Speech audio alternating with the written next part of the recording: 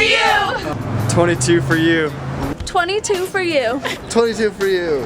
On Channel 22, I would like to see education on animals' rights and peace around the world. It takes a lot of work for a bird. And on top of that, like many animals, they face other threats to their existence too, both natural and man-made. Birds go through a gauntlet of threats.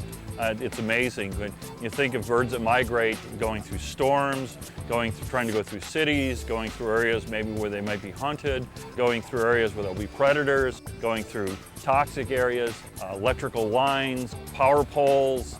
It's just endless. All animals need a healthy environment to survive, and the only way to preserve any species is to protect both the animal and their habitat. And these days, that's a big job. 22 for you.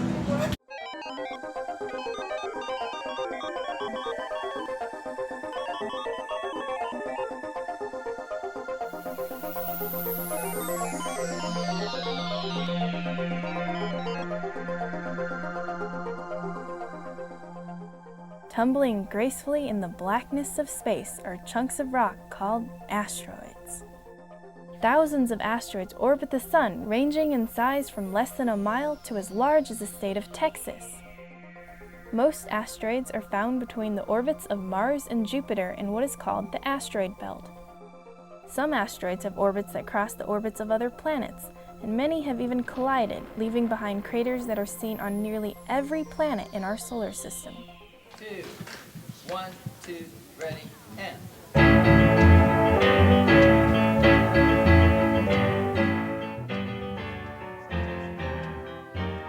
Speller, your word is Geronimo. Geronimo. Can I have the definition? Geronimo. Used as a battle cry by paratroopers, typically at the moment of jumping. Geronimo. Geronimo. Geronimo. Geronimo. Geronimo.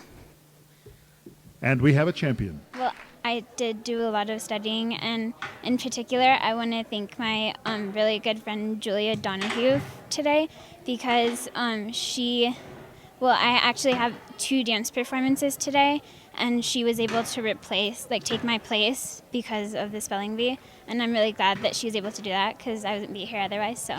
Just like the History Channel does and stuff, like interviews, like they do specials on like Egypt or something, so you're more aware of it and stuff like that.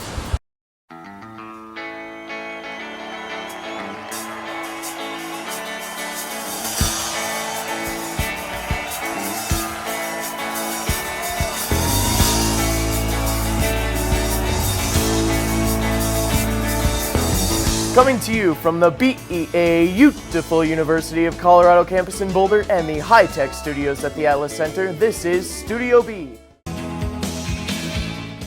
Hi, I'm Stephanie Pobrislow, and I'm here to address a problem that most CU students just can't seem to get right: dressing for the fall weather.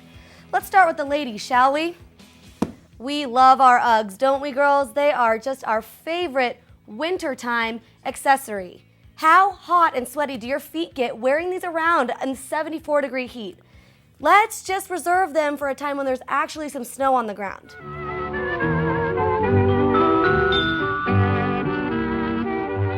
Tell me if this has ever happened to you.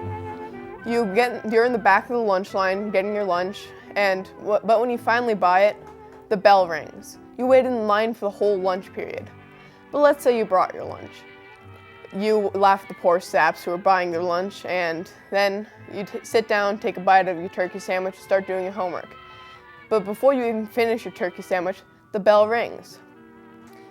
Lunch times are just too short. I'm here with Frank Bruno, who's the city manager of Boulder. So, what really is your job? Well, Marissa, the city manager is basically the person that runs the day-to-day operations of city government. And what I usually try to say is, in a local government, the form of government, we have the city council that's elected by the people, and then the council appoints a city manager to run the day-to-day operations of city government. So the distinction is I'm not an elected official, so therefore I don't govern. I run the business of city government. And it's a pretty large business. We have roughly 1,300 full-time employees, and our budget, our annual budget, is about $240 million. So it's a fairly large corporation. And actually, all the contracts that I signed for the city, it says City of Boulder, a municipal corporation. So that's how I draw the distinction. The council governs. They're elected by the people to govern, and I'm appointed by the city council to run the city.